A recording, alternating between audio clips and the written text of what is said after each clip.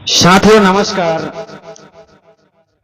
यहाँ पर इस वीडियो में रजनी भाई परमार ने एक सवाल किया है। जिन्होंने लिखा है, पहले उन्होंने लिखा है प्रणाम गुरुजी, इसके बाद उन्होंने लिखा है मन क्या है, मन कौन है, मन किसको कहते हैं, मन की परिभाषा क्या है। इस प्रकार का इन्होंने सवाल किया है। बहुत ही अच्छा सवाल है। इन्होंने मन के ऊपर, सभी सवाल मन के ऊपर ही किए हैं, अर्थात ये जानना चाहते हैं कि मन क्या होता है। और अच्छी बात है, आप सब लोगों को भी ये बात जान लेना चाहिए। सबसे पहले जानते हैं कि मन क्या है ना। मन की उत्पत्ति कहां से हुई है, तब आपको पता चलेगा। तो मन साथियों चेतन आत्मा का श्रेष्ठ गुण, सबसे प्रथम गुण। अगर मन ना होता तो इसके बाद कुछ ना होता।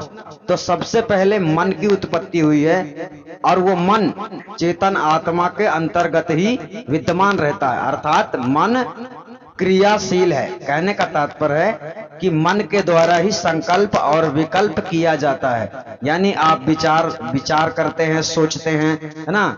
इसके बाद में आप मन का दूसरा अंग बुद्धि होता है, जिसमें हम समझते हैं, ठीक है, निर्णय लेते हैं। अर्थात मन क्या है, यहां पर इस सवाल का जवाब सबसे पहले आया। फिर बतलाया जाता है कि मन कौन है, ठीक है। तो मन को देखो, मन कौन है, जब सवाल ऐसा आता है तब आप लोगों को यहाँ पर यह बात समझनी पड़ेगी कि मन जो है हमारे शरीर की सत्ता में पूरी तरह से हुकूमत करता है।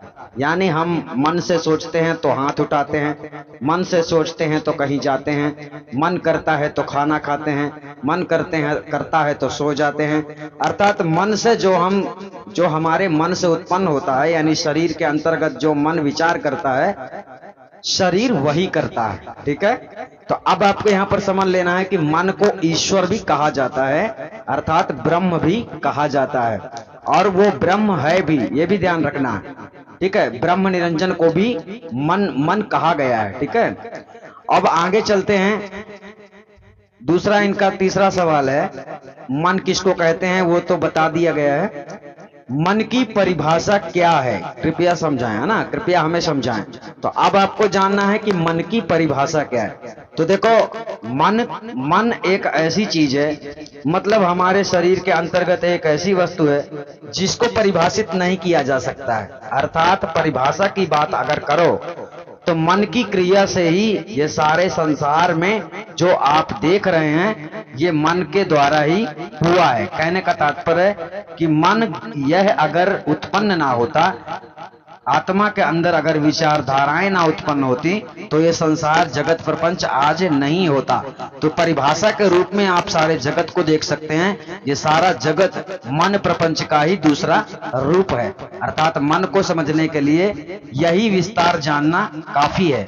यानी मन को परिभाषित करके समझाया नहीं जा सकता है, क्योंकि मन ऐसी चीज है जो शरीर से परे है। ध्यान रखना, शरीर से परे मन भी है, शरीर से परे जीव भी है, शरीर से परे ब्रह्म भी है, और शरीर से परे आत्मा भी है, और आत्मा से परे महाचेतन सत्पुरुष परमात्मा भी है, ठीक है ना। मतलब परे का मतलब ये हो जाता है कि इन सबसे अलग। आत्मा परमात्मा एक स्वरूप का जरूर है, लेकिन आत्मा ही परमात्मा है, ऐसा मान लेना साथियों गलत है। शायद इस वीडियो में आप समझ गए होंगे जो सवाल था इनका, रजनी भाई का।